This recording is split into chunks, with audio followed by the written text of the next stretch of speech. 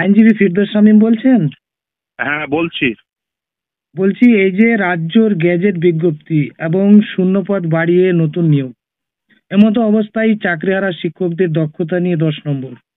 চাকরিহারা শিক্ষকদের যার যত দক্ষ ভালো সে অনুযায়ী সুযোগ পাবেন, আর নতুনরা এই সুবিধা পাবেন না। এই নিয়োগের ভবিষ্যৎ কি, কি বলবেন? দেখুন, সুপ্রিম কোর্ট যে নির্দেশ দিয়েছিলেন, সুপ্রিম কোর্ট যে রায় দিয়েছিলেন, এই বর্তমান নোটিফিকেশন সেই রায়ের এবং নির্দেশের পরিপন্থী। একেবারেই রায় এবং নির্দেশ মোতাবেক নয়। সুপ্রিম কোর্ট এবং কলকাতা হাইকোর্ট, আপনি যদি উভয়ের যদি জাজমেন্ট গুলো পড়েন তাহলে পরিষ্কার হয়ে যাবে। কলকাতা হাইকোর্টের জাজমেন্টের 363 নম্বর প্যারাগ্রাফটা পড়ে নেবেন, আর সুপ্রিম কোর্টের জাজমেন্টের 5 অনার্স পড়ে নেবেন, তাহলে পরিষ্কার বেসিক্যালি কিভাবে নতুন নিয়োগ প্রক্রিয়া করতে হবে। 2016 সালে যে 4টে সিলেকশন প্রসেস বাতিল হয়ে গেছিল, সেই 4টের সাপেক্ষে সেখানে স্পষ্টত বলা আছে ডিক্লিয়ার্ড ভ্যাকেন্সিতে নিয়োগ করতে হবে এবং এসএসসি কে রুল মেনে নিয়োগ করতে হবে। সরকারকে নির্দেশ দেয়নি যে তুমি নতুন করে রুল ফ্রেম করো। সরকার এই যে নতুন রুল ফ্রেম করে নিয়মের পরিবর্তন করলেন, কেন পরিবর্তন করলেন পরিষ্কার হয়ে যাবে যে বেসিক্যালি তারা আসলে যারা চাকরিতে ছিল তাদেরই চাকরিতে থাকার বন্দোবস্ত করছেন বলেই, করতে চেয়েছিলেন বলেই, সেই জন্য তারা যোগ্য অযোগ্যের প্রভেদ করে কোনো তালিকা দেয়নি। কারণ সরকার ভালো করে জানে এখনো পর্যন্ত তারা যে আইডেন্টিফাই করে দিয়েছিল অযোগ্য বলে, তার বাইরে অযোগ্য রয়েছে। সেই জন্যই তো তারা যোগ্য অযোগ্যের ফারাক করে দেয়নি। যেমন ইন্টারভিউ মার্কস ম্যানিপুলেশন হয়েছে বলে সুপ্রিম কোর্টের সামনে সিবিআই বলেছিল, তাহলে কার কার ইন্টারভিউ মার্কস ম্যানিপুলেশন হয়েছে সেটা বলেনি, কিন্তু ইন্টারভিউ মার্কস ম্যানিপুলেশন হয়েছিল। তখন ইন্টারভিউ মার্কস কত ছিল? 10। বর্তমানে কি করা হলো? 10 ইন্টারভিউ, 10 হচ্ছে ওরাল ডেমনস্ট্রেশন, 20 করা হলো। অর্থাৎ এই 20তে যে 3rd ডিভিশন পাওয়া ব্যক্তি তাকে 20তে 20 দিয়ে দেওয়া যাবে, কোনো অসুবিধা নেই যদি সে পয়সা দেয়। এবার আগে একাডেমিক পারফরমেন্স এবং প্রফেশনাল এডুকেশনের যে পারফরমেন্স সেই অনুযায়ী 35 নম্বর বরাদ্দ ছিল, এখন সেটা করে দেওয়া হলো 10। অর্থাৎ যে একাডেমিক পারফরমেন্স যার ভালো, মাধ্যমিক, HS, graduation, post graduation, BEd, যার পারফরমেন্স ভালো সে ভালো নাম্বার পেত, ফলে তার ইন্টারভিউয়ে সুযোগ পাওয়ার, পার্টিসিপেট করার সম্ভাবনা বেশি হতো। এখন কি করা হলো? সেটা 10 নম্বরে নামিয়ে আনা হলো। আগে ইন্টারভিউ লিস্ট তৈরি হতো 90 নম্বরের উপর ভিত্তি করে, 55 নম্বর রিটেন এক্সামিনেশন, 35 নম্বর একাডেমিক এবং প্রফেশনাল কোয়ালিফিকেশনের উপর ভিত্তি করে। বর্তমানে ইন্টারভিউ লিস্ট তৈরি হবে 70 নম্বরের উপর ভিত্তি করে, রিটেনের 60 আর 10 হচ্ছে একাডেমিক পারফরমেন্স। অর্থাৎ একাডেমিক পারফরমেন্স কারোর পোর হলেও যদি সে বাজার থেকে ওই যে প্রশ্নপত্র সেটা যদি কোনোভাবে কিনতে পারে তাহলে সে কিন্তু ইন্টারভিউ ডাক পেয়ে যাবে। শুধু তাই না, এই যে জোন অফ কনসিডারেশন আগে 1:1.4 ছিল, অর্থাৎ ভ্যাকেন্সি যদি 100টা থাকে তাহলে 140 জনকে ডাকতে পারতো, এখন কত হলো? 100টা থাকলে 160 জনকে ডাকবে। অর্থাৎ জোন অফ কনসিডারেশনটা এনলার্জ করা হলো। তার ফলে কি হলো?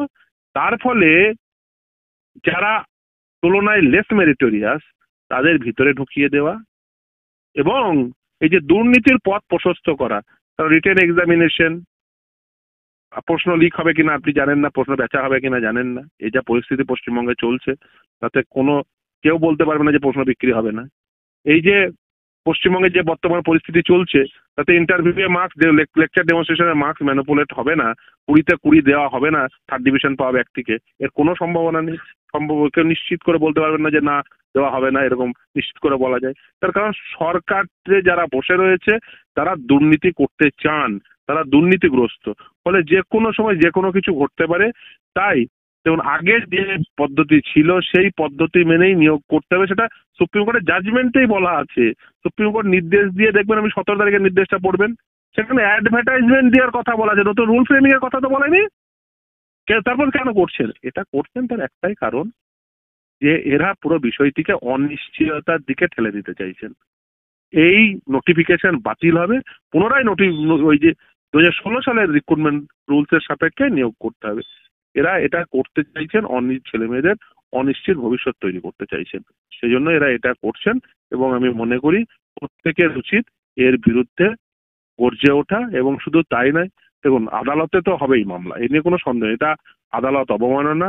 এই নোটিফিকেশন সুপ্রিম কোর্টের নির্দেশ, কলকাতা হাইকোর্টের যে নির্দেশ, কলকাতা হাইকোর্টের নির্দেশকে আপেল করে সুপ্রিম কোর্টের যে নির্দেশ, তার পরিপন্থী। শিয়ালদাতে যেখানে থেকে কিন্তু শিক্ষককে গ্রেপ্তার করা হলো, বারবার শিক্ষক জানতে চাইলেন যে কেন আমাকে গ্রেপ্তার করা হচ্ছে। তো এমতো অবস্থায় দাঁড়িয়ে গতকালকে বিজ্ঞপ্তি জারি করা হলো এবং এমতো অবস্থায় কলকাতা পুলিশ গ্রেপ্তার করলো। তো এই নিয়ে আপনি কি বলবেন? দেখুন, যে কোনো নাগরিকের স্বাধীনভাবে তার যে কোনো জায়গায়, ভারতবর্ষে যে কোনো জায়গায় চলাফেরার অধিকার রয়েছে, ভারতবর্ষে যে কোনো জায়গায় পিসফুলি ডেমনস্ট্রেশন করার অধিকার রয়েছে। নিশ্চিতভাবেই ল অ্যান্ড অর্ডার মেনটেন হবে, কিন্তু তার অর্থ এই নয় ল অ্যান্ড অর্ডার মেনটেন্যান্সের নামে সাধারণ বেকার চাকরি প্রার্থী, চাকরি প্রাপক, চাকরি হারানো ব্যক্তি তাদের উপর লাঠিচার্জ হবে। সেটা কখনোই কাম্য নয়। আর একটা কথা যেটা অবশ্যই আমি বলবো, সেটা হচ্ছে এই যে দেখবেন এই নতুন যে রুলস, সেই রুলসে দেখবেন টিচার এক্সপিরিয়েন্সের জন্য, প্রায়র টিচিং এক্সপিরিয়েন্সের জন্য 10 নম্বর বরাদ্দ হয়েছে। এটাই যদি মানে সুপ্রিম কোর্টের ইন্টেনশন থাকতো, সুপ্রিম কোর্ট যদি সেটাই বলতো, তাহলে সুপ্রিম কোর্টে ওদেরকে যদি অ্যাডভান্টেজ দেওয়ারই কথা বলতো, তাহলে সুপ্রিম কোর্ট তো এই তাদের চাকরি কেন বাতিল করতো? তাহলে তাদেরকেই চাকরিতে রেখে দিত। কাউকে চাকরিতে রাখা সুপ্রিম কোর্টের মানে এরকম নির্দেশে কোথাও বলা নেই যে তাকে, তাদের যারা চাকরি করতো তাদেরকেই মাথার দিব্যি দেওয়া হচ্ছে, তাদেরকেই চাকরিতে রাখতে হবে না। যারা বঞ্চিত হয়েছেন, যে সেটা নাসরিন, লোভানা, মৌসুমী, যারা মামলা করলো, যারা যারা এতদিন ধরে বঞ্চিত হলো, তাদের কি হবে? তাদের তো তারা আবার বঞ্চিত হবে। আগে থেকে 10 নম্বর বেশি পেয়ে অ্যাডভান্টেজিয়াস পজিশনে থাকবে। যারা এখনো পর্যন্ত আইডেন্টিফাইড হলো না এজ এ টেন্টেড ক্যান্ডিডেট, তাদের মধ্যে কতজন টেন্টেড নাকি টেন্টেড নয় কেউ জানে না। আসলে পদ্ধতিটাই তো ত্রুটিপূর্ণ, পদ্ধতিটাই তো দুর্নীতিপূর্ণ। দুর্নীতিপূর্ণ পদ্ধতিতে কেউ বলতে পারে না যে আমি দুর্নীতিমুক্ত। আপনি আইডেন্টিফাইড হননি as a tainted candidate, that doesn't mean যে পদ্ধতিটি ত্রুটিমুক্ত হয়ে গেছে বা পদ্ধতিটি দুর্নীতিমুক্ত হয়ে গেছে। না, এই পদ্ধতিটি দুর্নীতিযুক্ত ছিল বলেই সেই পদ্ধতিটি বাতিল হয়েছে। এবার দুর্নীতিযুক্ত পদ্ধতি যেটা বাতিল হয়েছে, তাদেরকে আপনি এক্সট্রা টিচিং এক্সপিরিয়েন্সের নাম্বার দিয়ে তাদেরকে অ্যাডভান্টেজিয়াস পজিশনে পাঠিয়ে দেবেন, এটা কখনো হয়? এই ইন্টেনশন নিয়ে কখনোই নিয়োগ করা যায় না। আসলে এরা সবটাই জানেন, সবটাই বোঝেন। এরা করতে চাইছেন একটাই কারণে, এরা বেসিক্যালি পুরো বিষয়টিকে গুলিয়ে দিতে চাইছে, পুরো বিষয়টিকে অনিশ্চয়তার দিকে ঠেলে দিতে চাইছেন, পুরো বিষয়টিকে আদালতের ঘাড়ে ঠেলে দিতে চাইছেন। এবং এরা ভাবছেন এটা করে তারা হয়তো মুক্তি পাবেন, এটা করে তারা এই 2026টা পেরিয়ে যাবেন। এটা হবে না। আদালতের নির্দিষ্ট নির্দেশ রয়েছে, সর্বোচ্চ আদালতের 31শে ডিসেম্বরের মধ্যে নিয়োগ সম্পূর্ণ করতেই হবে। আমাদের পরিষ্কার কথা, 2016 সালের নিয়মের ভিত্তিতেই নিয়োগ হবে।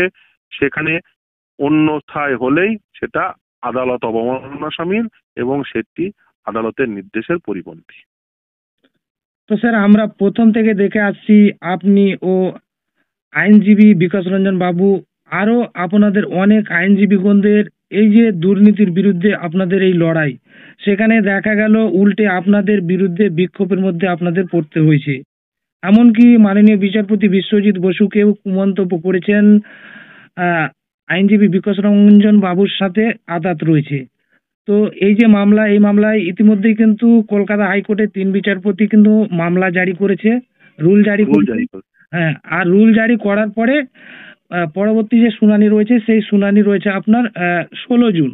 তো এই যে কুণাল ঘোষ সহ আরো যে জড়িত রয়েছেন, এই যে তাদের বিরুদ্ধে যে পদক্ষেপ, সেই ব্যাপারে মানে কি হতে চলেছে বা এই প্রেক্ষাপটটা যদি একটু বলেন। আপনারা নিশ্চিতভাবে আপনি ঠিকই বলেছেন যে রুল জারি হয়েছে, তারপর তারা এসে তাদের আত্মপক্ষ সমর্থনে যা বলার আদালতে বলবেন। আদালত যদি স্যাটিসফাইড হন ভালো, না স্যাটিসফাই হলে আদালত আইনানুগ ব্যবস্থা নেবে। সোজা কথা, জেল জরিমানা হবে। সেই ক্ষেত্রে আদালত আগে প্রথমে তাদের কথা শুনবেন, রুল জারি করেই শুনবেন।